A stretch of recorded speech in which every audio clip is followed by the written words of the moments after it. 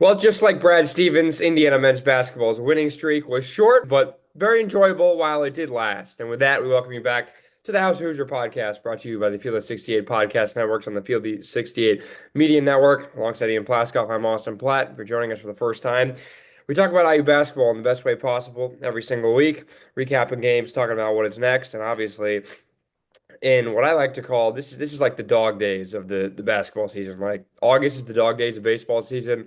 It's hot, it's humid, it's dry. There's we're all waiting for football season, and now it's kind of like this is the I don't even know what to call like the dog days of February. Like what's February, I guess, in basketball terms. I have no idea, but you say hot, humid, and dry for baseball season. That kind of fits for Indiana right now. There's a lot of people that are hot on what's happening right now. The play on the court is relatively dry, and the humidity of the coaching search is taking place as well. Lots of stuff in the air. So we'll go with that. We'll stick with it. I love that. And we record this on Sunday night after we got hit with 3 inches of snow.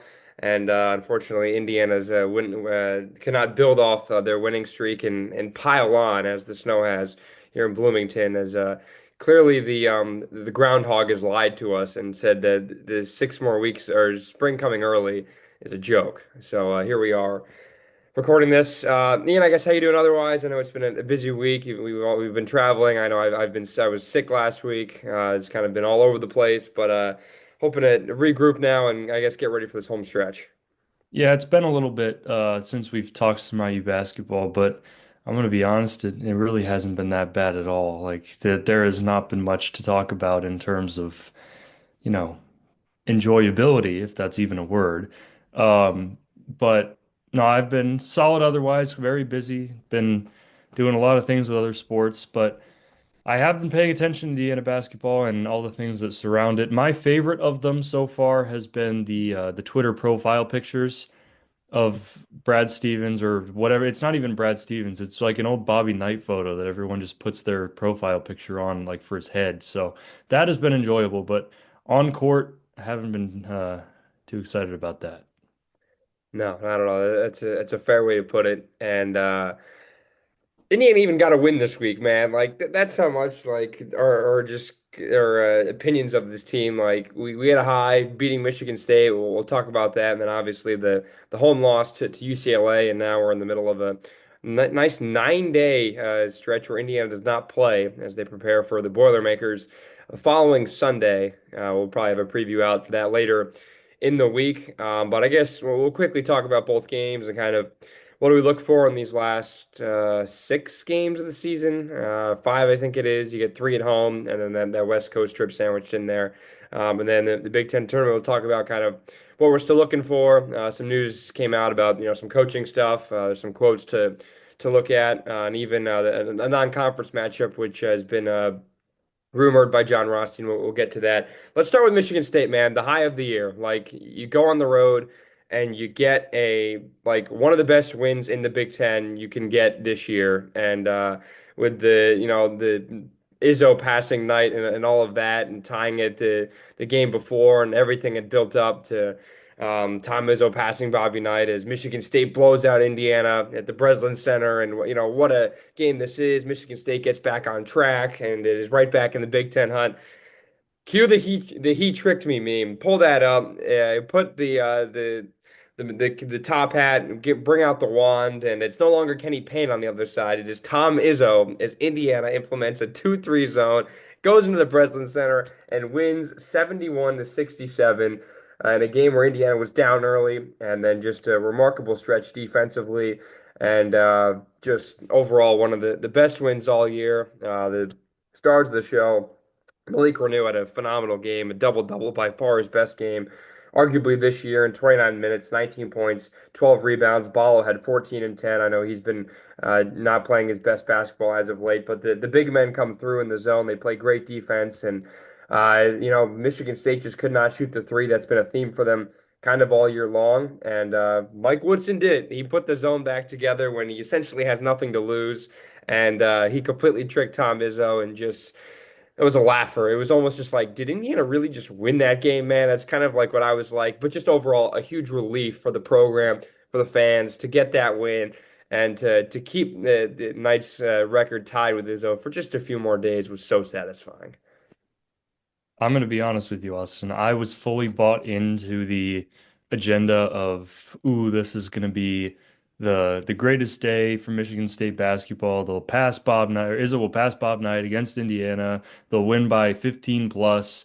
Um, and I was tricked too. So put the top hat, put me on that graphic as well. Um, I I didn't really watch this game either. I was too busy. And Indiana basketball has kind of lowered on my list of things to prioritize this year, um, which is unfortunate. But I didn't really watch this game until I turned on the final like 3 minutes, which were great. Well, 3 minutes that turned into like 25, but you get the point. Um, and yeah, this was hilarious. I had zero expectations for this game. Um, and I just sat back and kind of laughed. Like it was especially looking forward to what happened against UCLA and what came afterwards and still like it was just so funny to see them win this game and do it the way they did. Now, granted, Michigan State did shoot 4 of 23 from the three-point line, which is not going to win you anything. But credit to Indiana's defense and credit to Mike Woodson for making an adjustment. I think he switched the starting lineup in this game also for the first time in, I don't know, ever. And no, it was hilarious. I was a big fan of this one. Um, yeah, that's all I have to say. I didn't watch this one too intently, but of what I did, I was pretty impressed. And looking back on it, it was pretty funny considering what happened afterwards. It's been pretty easy to figure out that this is really Indiana's best five, and the five starters that were out there. And what the game before Michigan State was the loss to Michigan, right? And I were the starters the same? And at this point, I mean, all these games are blending. But this is the starting lineup that Indiana should have had, and we've talked about.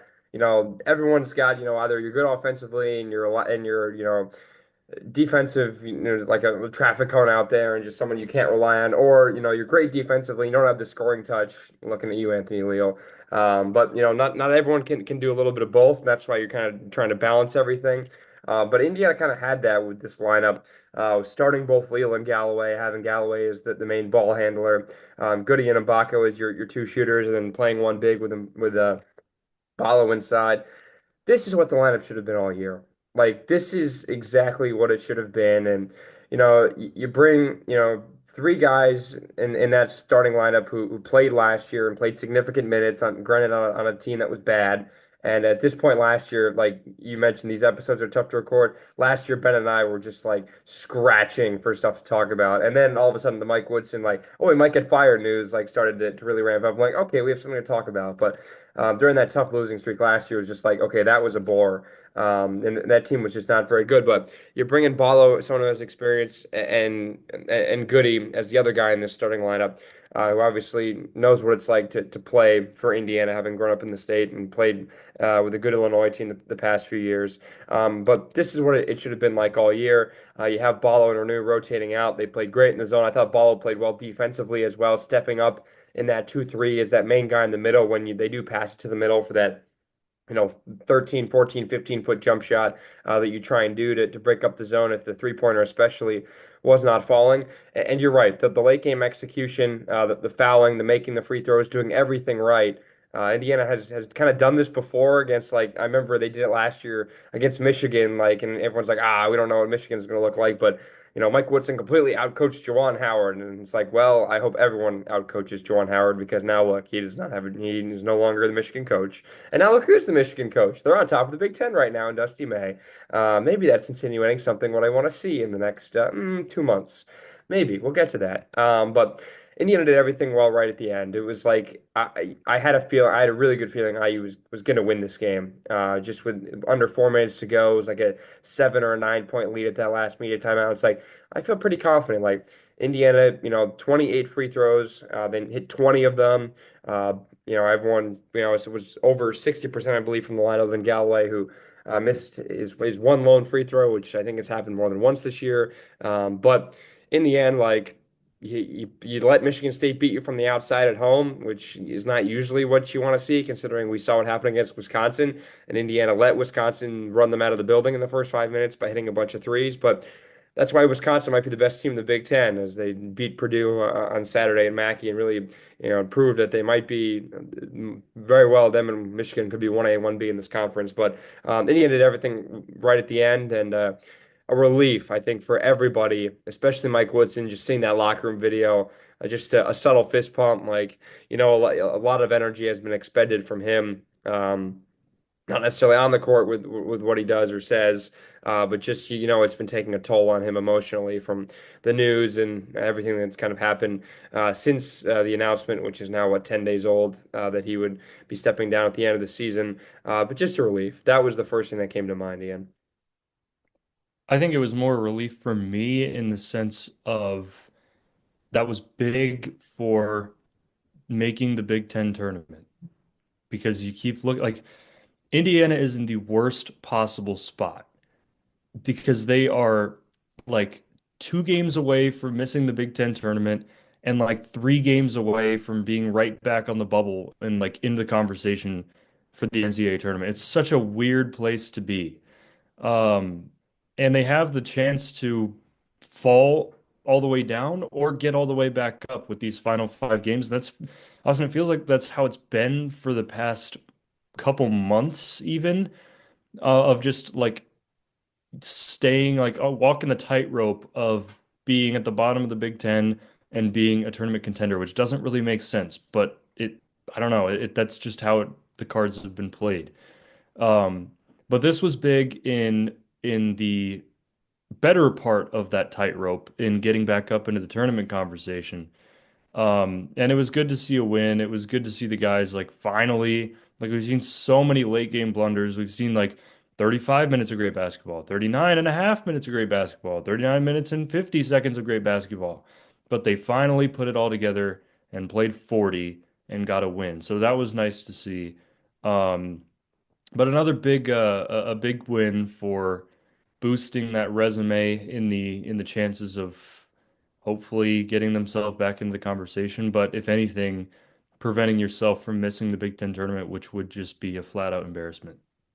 It would be, yeah. I don't know if we've said this, but I think when Indiana was at 5 wins and we looked at that stretch which Indiana had, which is now essentially over, Purdue's kind of the last really tough team in that stretch. It's like if you can get to 8 Big Ten wins, you're safe, I think, for the Big Ten tournament.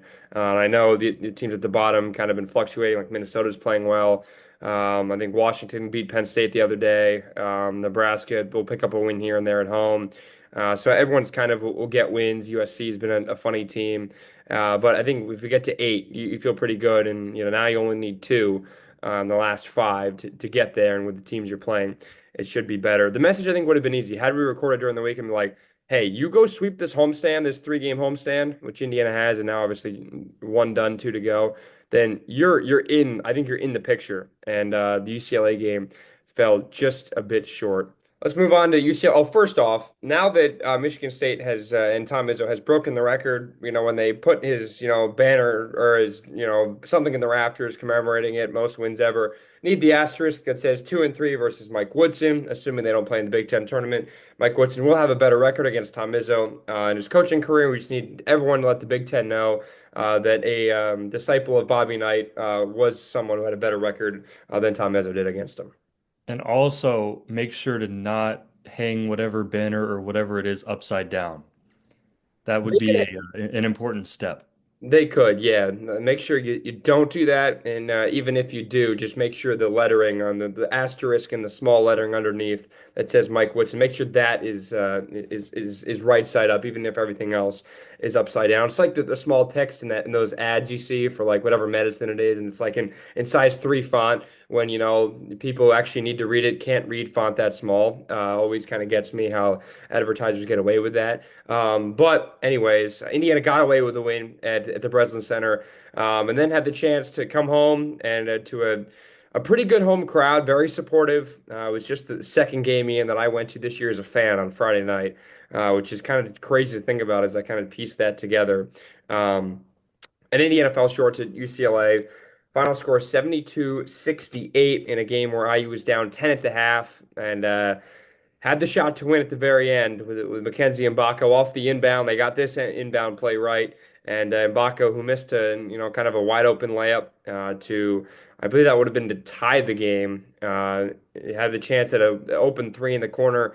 It fell off the mark, and then UCLA made the free throws at the very end. So it went from do everything right against Michigan State, and you just can't quite get that last shot to fall against the Bruins. But I was emotionally invested in this game, man. For just, it was like you beat UCLA and you beat Purdue, like after the win against Michigan State, you're all of a sudden you're right on the bubble again. You're squarely on the bubble. And I was looking at the net ranking, and Indiana's like above, like they're in the 50s again after that win against Michigan State. That's how high they really jumped and had the chance to do that against against the UCLA team that's been playing better as of late, but had not won in the Eastern times or Central time zone, I believe, yet this year.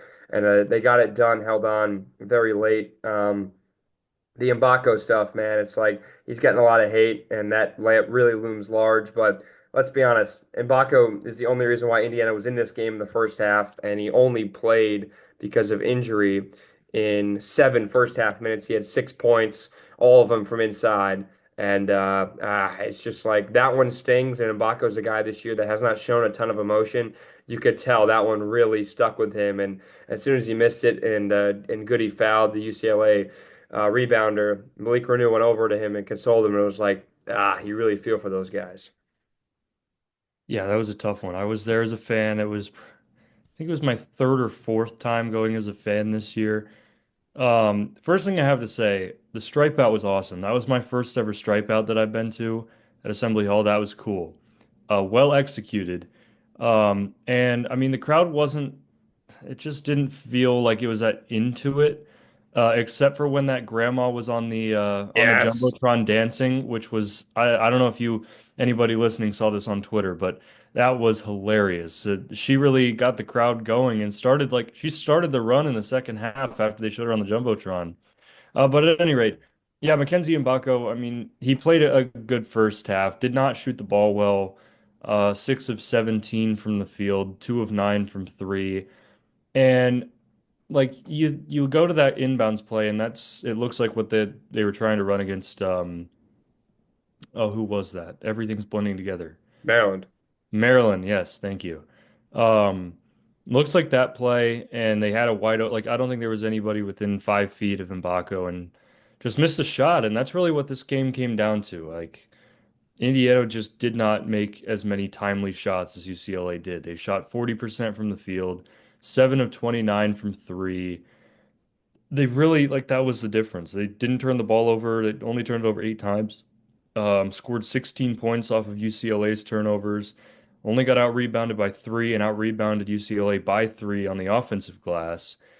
Um, but like UCLA just made a couple more shots and did it in a more timely manner. And this one stung. Like this was one. Like I'm looking at the stats right now, and I'm seeing a pop up on under UCLA that UCLA did not have any field goals in the last 2.5 minutes of the game.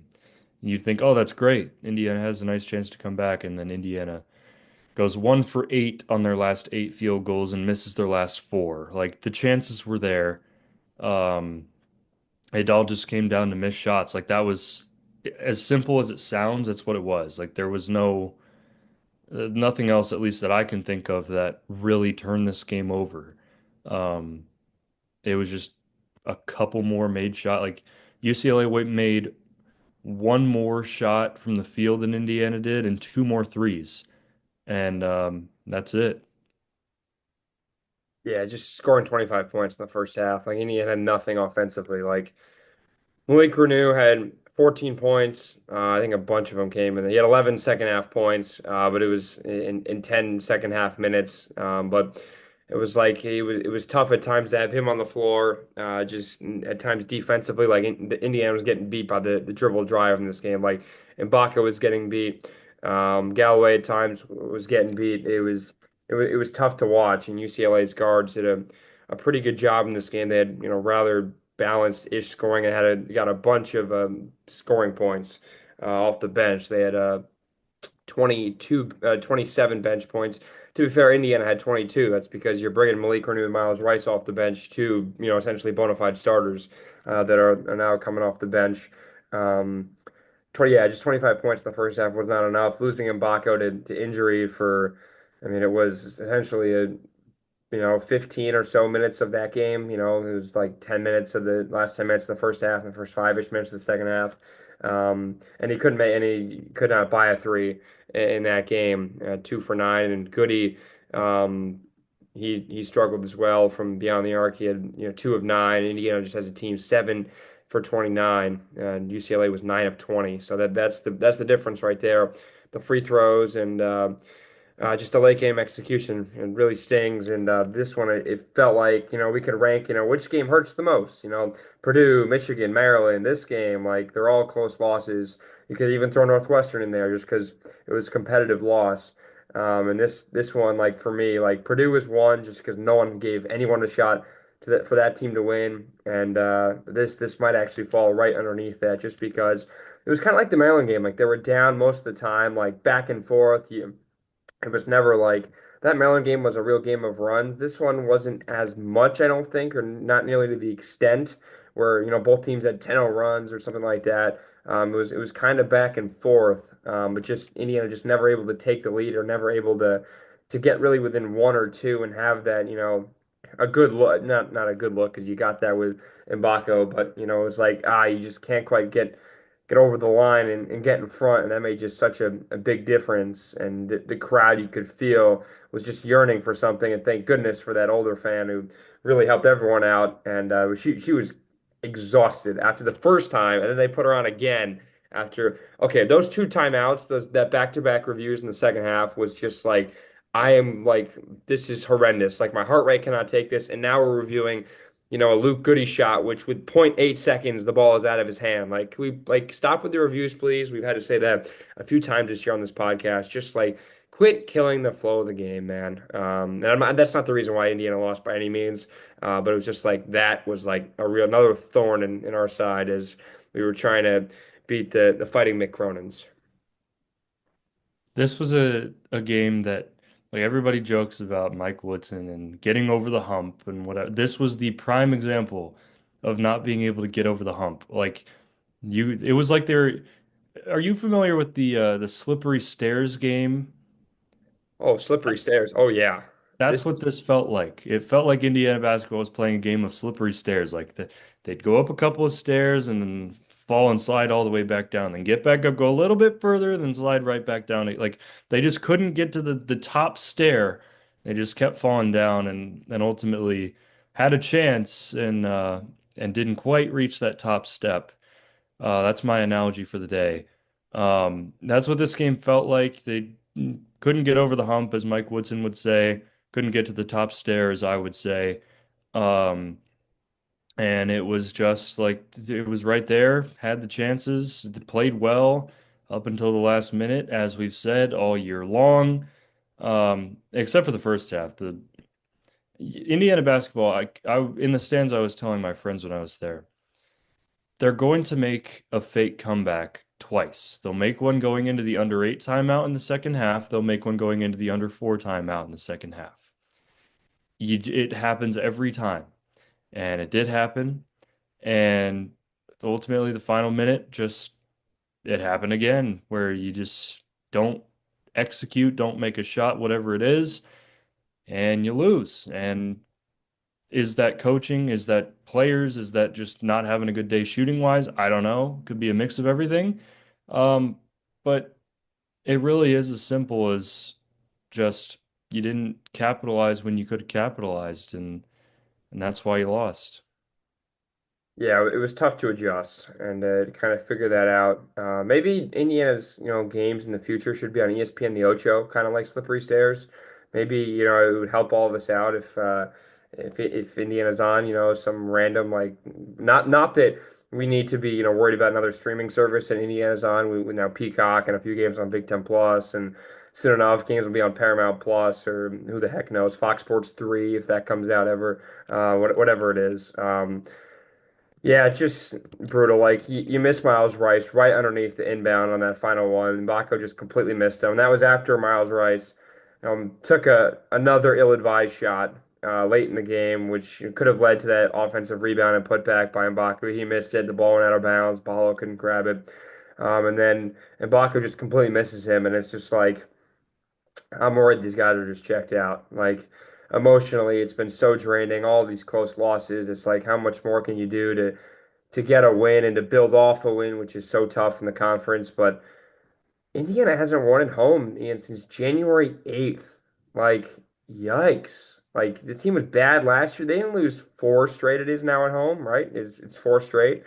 Illinois, Michigan, or Maryland, Michigan, and now UCLA. I think it's Yeah. now four straight losses, which is a real stinger. Like, it's going to be a month and a half by the time the next time you play that next home game against the Boilers. Just a stinger. We can talk about Mick Cronin's post-game comments now. He's come out this year and said, he's seen the Statue of Liberty or the Empire State Building, more times than he cares to admit, and he hates the travel and all of that. And has been asked about, being on the hot boards and said, I don't look at the hot boards. I could be on one person's hot board, but then yet again, I could be on the hot seat at my own school, so I got to worry about my own job. He hates the cross-country flights, but he talked about, Bob Knight, was Indiana, and now I see this program is being coached by Mike Woodson, and it's Mike Woodson, and trying to, I guess, take the attention away from what the fans are trying to say. Man, to me, it just sounded like, he would fly across the world three times consecutively just to take the IU job. Is kind of what it was kind of seeming like in my mind with those comments. And Dusty May kind of left the door open a little bit as to the IU job. Said he loved it at Michigan, but didn't say, I'm not going anywhere. Didn't say anything like that. Cronin just kind of was trying to, beat around the bush essentially and dancing around the question. And I think he got offered the job. I think he'd run to Bloomington from UCLA.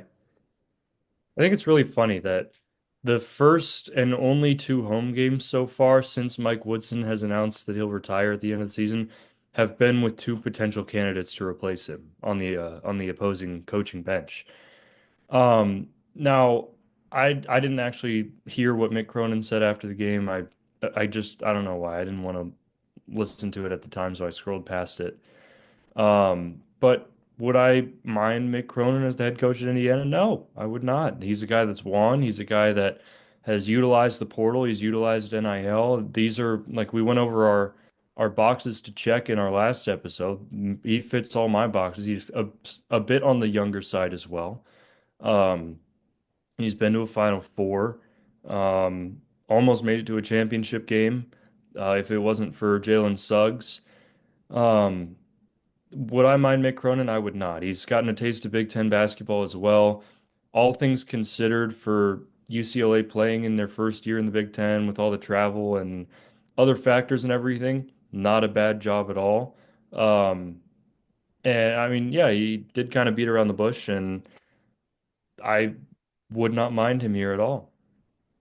I know the fans are very indifferent on Cronin with his had various outbursts. I know some of the quotes have been funny. And he's always it feels like always looking at the refs or something, and he definitely will not be afraid to, tear out one of his players for bad play on either end of the floor, which kind of feels like some of the guys on this current IU team kind of need. And you're just Woodson's really never done it to the same extent that Mick Cronin has. So someone interesting to keep an eye out on. Matt Painter comes to town the next time. I know people have been talking about how Scott Dolson should be calling Matt Painter and seeing if he's interested in the IU job, considering where the money might be. And I don't even think that's worth it. We all know he's a great guy and a great coach, but just leave him where he is, and you can find someone else. Indiana's definitely a better job than Purdue when it comes to money and NIL and being in the right spot to navigate this day and age of college basketball. But Mick Cronin's an interesting guy.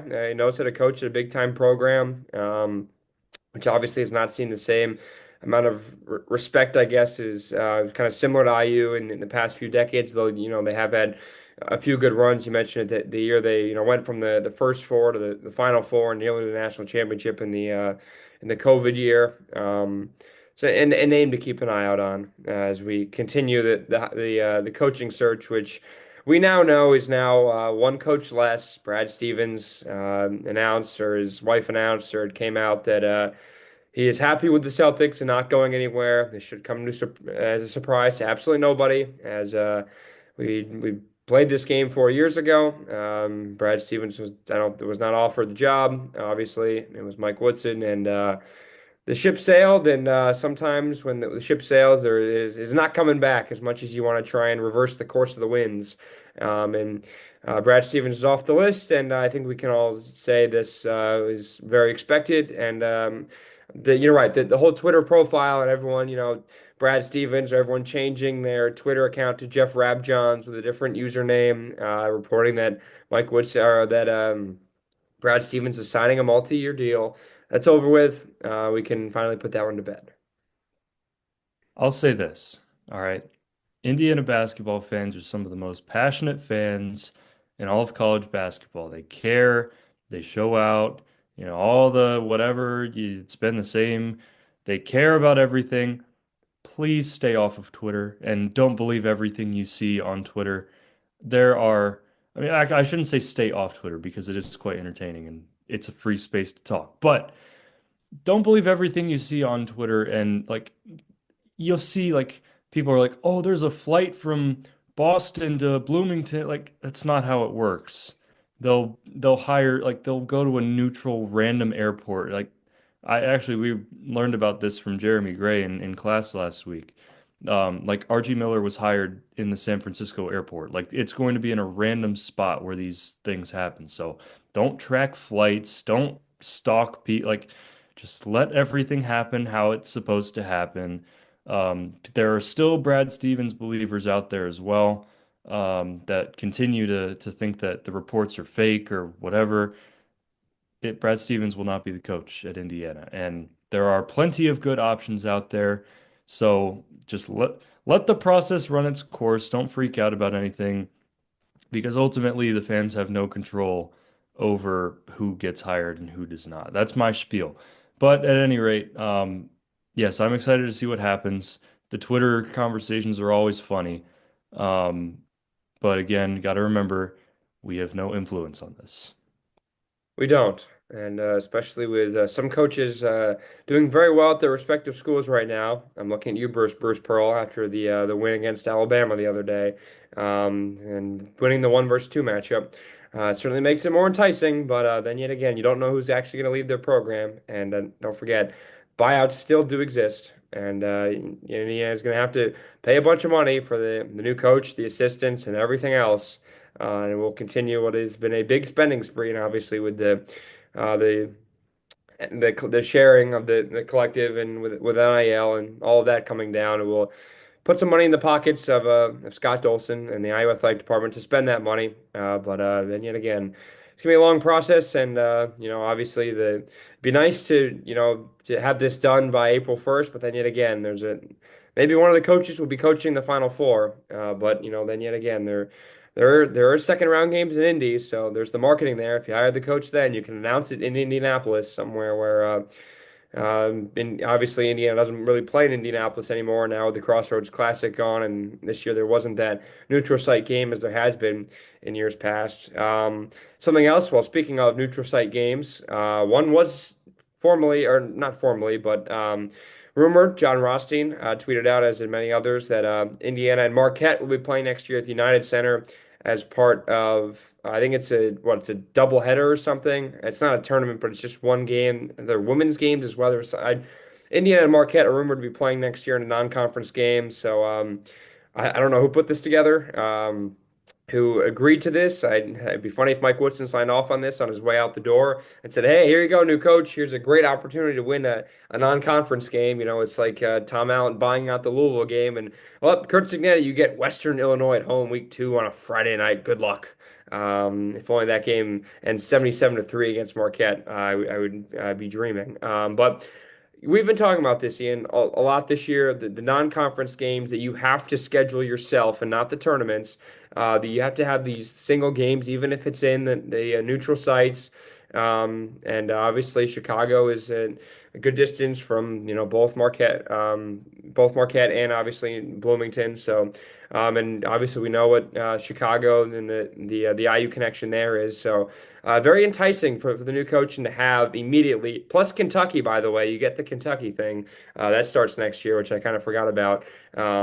Which next year it's at Rupp Arena because obviously, Calipari did not want to travel to Assembly Hall, so that's why that game is in 2059 is when the return game officially is at Assembly Hall. Just kidding, it's 2029, but it feels like it's later than that. But so Kentucky and Marquette, boom, right off the bat next year, new coach, you get two marquee non-conference games, something we've been yearning for, and just something to at least help the strength of schedule, which for this year for Indiana has just been atrocious. Yeah, first thing right off the bat, that Marquette game is going to be an Indiana home game. Chicago is like when Indiana plays at Northwestern for football or for basketball or for anything, it's basically a 50-50 split, maybe even more Indiana. But if you're playing at the United Center, there are so many Indiana graduates or Indiana people that live in Chicago. So um, that will be an Indiana home game. At least 65% Indiana fans is what I'll say. But aside from that, that's a great opportunity. I'm a big fan of Marquette. I love what Shaka Smart has done over there. Great top tier Big East team that you could get a resume win against. It's a matchup that you don't really think about often. The thing that I think about is that is the ultimate Tom Crean matchup. It's the Tom Crean Classic. That's what I'll call it right now. Um, so I'm excited for that. And then I forgot about the Kentucky series. I'm not going to lie. But that's another big opportunity. Rupp Arena is a tough place to play. That would be a massive road win. Now, Kentucky's a weird team, at least this year. They're surely going to look a lot different next year, um, probably for the better. They're kind of fading off a little bit at the end of this season, but still, it's Indiana, Kentucky, and I'm super happy to have that rivalry back. Um, and those are two great, like, you look at this year's non-conference schedule, the best game Indiana played was what, like Gonzaga, who's not even that good right now, compared to what they were back then. Louisville's pretty solid. I mean, these are two games that are already better than anything Indiana saw in Atlantis, which was the headline. So I'm happy about that. I hope more games continue to be scheduled. I don't know if they have a tournament scheduled for next year as well, but off to a good start. I'm pretty happy with it. This is a game that won. Tom Crean should announce 1000%. He was on the call. I saw John Fanta the other day, which got a lot of people going. Like that was like that's a picture I love to see. Is this a ploy to potentially lure Shaka Smart to Indiana? I just thought about that. People have been talking about Shaka Smart, potentially someone on the board. With obviously one at VCU, got that team to the Final Four. Was the first ever team that got from the first four in Dayton to the Final Four. And obviously UCLA did it with Mick Cronin a few years ago. I wonder if this is something to potentially either it's just like, you didn't take the Indiana job and you should feel bad and we're going to beat you on a neutral site, or it's just like, hey, maybe this is a early, like, first year, go play your former team. As I worked for John Calipari in Arkansas against Kentucky. No, I'm just completely kidding as to that. But I am curious as to, like, assuming this is really something that the school signed off on, which is what it appears to be. Like, who signed off on this? Like, what? Like, who is? I love it. Whoever put the pen to paper, love to see it. Whoever, gave the thumbs up, I'm all for it. But it's like with a coach out the door, like it's kind of puzzling. But it leaves Indiana fans to ponder. And as you say, sometimes that's not for the better. Yeah, I don't know if it has anything to do with that about Shaka Smart. I don't know. I am another big supporter of Shaka Smart. I think he would do well here. He's on my list of guys that I would want. Checks a bunch of boxes for me. That's an interesting thing you think about of, hey, you go play your old school, or hey, you didn't take our job. We'll go play and hopefully beat you next year. Um, I don't know. I don't know what to make of it. The thing that I do know is that it should be a good game. It should be fun, and it should be important in the grand scheme of things. Like looking back on it, the biggest game that Indiana individually scheduled this year was South Carolina at home, who has like one SEC win, if that. I don't even know if they have one yet. Um, so we're off to a good start. I don't know if it has anything to do with Shaka Smart, but it's certainly better than whatever Indiana did in the non-con this year because that was atrocious, as we've said all year long. But I don't know. Should be fun. Yeah, I saw it the other day that South Carolina was 0-9. I just laughed. I was like, holy smokes, like that was supposed to be the big game. Right now, South Carolina is 10-15 this year and 0-12 in SEC play. Yuck. That is why Indiana's record is not very good. Although I don't know. I don't know how the other non-conference teams are. I think Miami, Ohio is decent. They're one of their like star guards has like dropped like 40 points like a few times this year. Um, but yeah, it's like the strength of schedule is it's just not helping Indiana. And Indiana only has like the only loss. I think the worst loss team wise that Indiana has actually lost to in conference play at least is probably Nebraska's. No, but they're playing better. Like I know Northwestern's they've been hit with injuries like left and right, but that's not like a bad loss. Like what is Indiana's like? Which is the Maybe worst team? maybe Iowa. That could be true. Yeah, the way they lost to Iowa actually might be one of the worst losses of the year. The bottom of the Big Ten has been kind of funky as of late, with the way it's panned out. And hey, it'll be a fun race to see who does not obviously get to go to Indianapolis for the Big Ten tournament. Yeah, it is. Iowa's 5-9 in the conference. Northwestern's 4-11, but they've been hurt. Minnesota 5-9. Nebraska 7-8. Yeah, they're actually playing a lot better as of late. We also can't discount that Owen Freeman has been out for Iowa for a good couple weeks, and he will be out for the rest of the season. So putting that out there as well. Yeah, it's tough. It's just that home loss around this time or a little bit earlier, it was like early February last year to Penn State really put last year's team kind of behind, and it was like, all right, like this is the sign this team is really is not an NCAA tournament team at least at the moment. And then after the Iowa Illinois back to back was like, all right, this team is not close to the tournament, even though like you don't have like losing to Maryland's in the top 25 people like Michigan's in the top 25. The other home loss. Illinois, they've been kind of just a disaster as of late, but they have the potential to be a top 25 team. Now UCLA may crack the top 25 in the next poll. Like they're 19-7 overall and 10-5 in the Big Ten as a West Coast team. That is not easy, and Mick Cronin's doing a pretty darn good job of managing that. Those are the four home losses right there. So Michigan's on top of the Big Ten right now, and you have a win against the team currently second in Michigan State, and you got a chance to beat Purdue next week. So still a lot of work to be done. It feels like now, what is it, 5 games left? You have to go 4-1, I think, to be right there. Win the home games and then split the West Coast trip. Or I guess if you have to lose to Purdue, then you got to sweep the West Coast trip. But 4-1 feels like the number, and then you still might need a win in the Big Ten. But hey, if you go 4-1, then you finish at 10-10. It's the same thing last year. You finish at 10-10. You're playing on Thursday in the Big Ten tournament. You avoid the Wednesday games. You get the double bye. So it's there. Like we've talked about this. The last 4 games, if you can get there at a decent stretch or just at a decent record, if you can beat Purdue and have a chance to finish off the home stretch at 10-10, like then you're fine and you feel comfortable going to the Big Ten tournament and not like last year where it's like Indiana was 10-10, but they realistically needed to win the Big Ten tournament to get in there. So it's not the same this year just because there haven't been as many blowout losses and they've been more competitive as of late. And the Michigan State win takes them so much farther. But yeah, that's kind of the 4-1. I think you agree with me on that is where you need to feel confident headed into Indy. Yeah, and that's why that UCLA game was so important because that could have taken you from 4-1 to maybe getting away with 3-2. Um, but yes, 4-1 minimum and probably one win in the Big Ten tournament to get yourself in the bubble conversation. It's there. Like it is not as much of an uphill battle as we think. And you're right. What you said, like Indiana is like 2 bad losses away. Like if you lose to like Washington and Ohio State, or like you lose to Washington, Ohio State at home, like you could be out of the Big Ten tournament. Like if you do not get to 8 wins, you may very well, based on tiebreakers against the teams below you.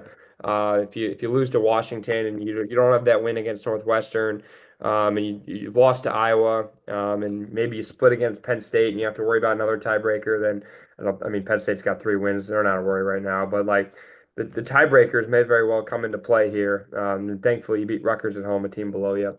But who knows what it's going to come down to? All right, we're kind of just doing this as a grab bag episode. Let's talk about the current roster right now and guys who we'd want to see the new coaching staff at least hope to retain. I know that the lineup guys have been injured as of late. I think did Cannon Carlisle even play against? Did he play a few minutes against UCLA on Friday? He did.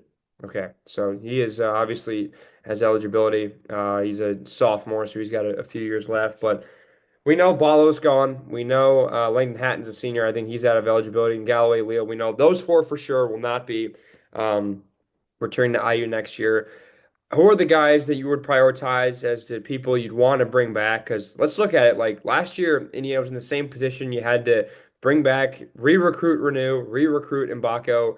And obviously, Leo and Galloway came back themselves. But with NIL, you needed to lure essentially Mbako and Renew to your top recruits to come back. So kind of let's quickly look at this roster and who are guys you'd want to look at to bring back next year.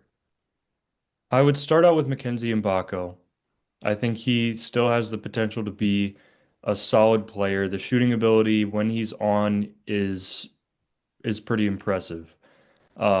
Still young. I think he's got room to grow, and I think in a new system he would benefit.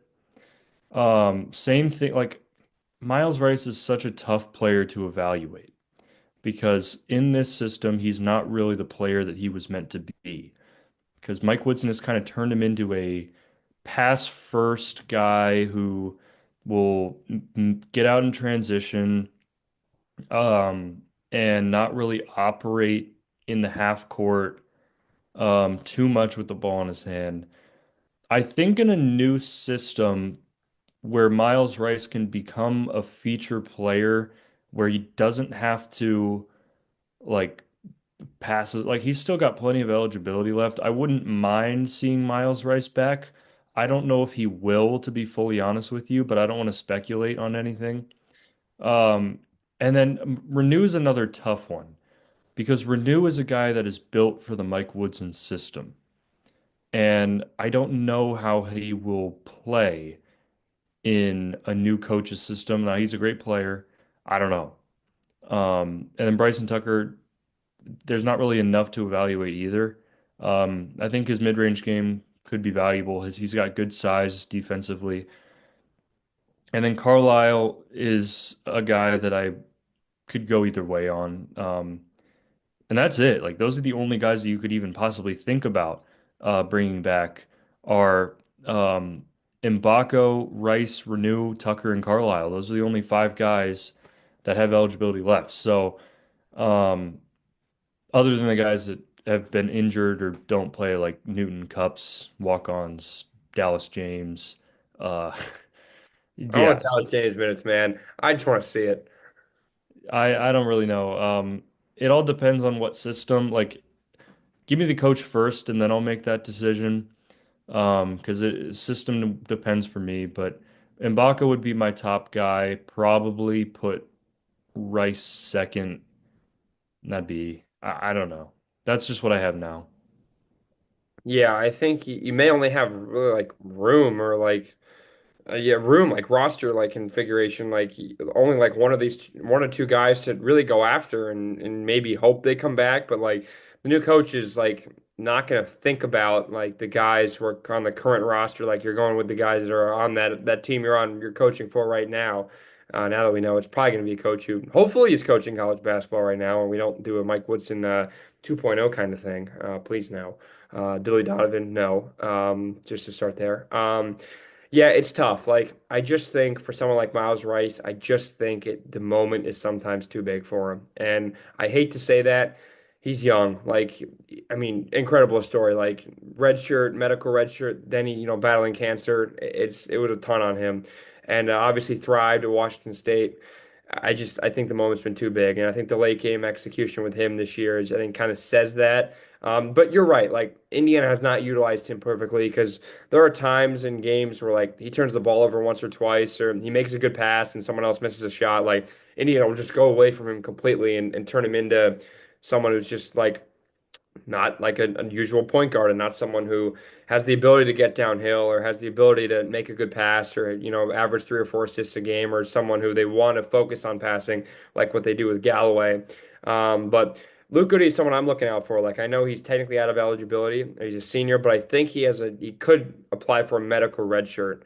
I think based on because I think there was one year he was hurt at Illinois or something. He has the potential to come back. And I think he's the first guy I would go after. Um, yeah, he can come back, and we know the NCAA is more favorable than not when it comes to giving those out. So I think he's the first guy I'd go after. It's kind of like if you go after him or Mbako, it's one of the two, and it's like who I'd rather have on my team. It's tough. Like I think Mbako has the higher ceiling, but defensively, it's like Mbako had a rough night against UCLA defensively. That's what a lot of people were getting on him for.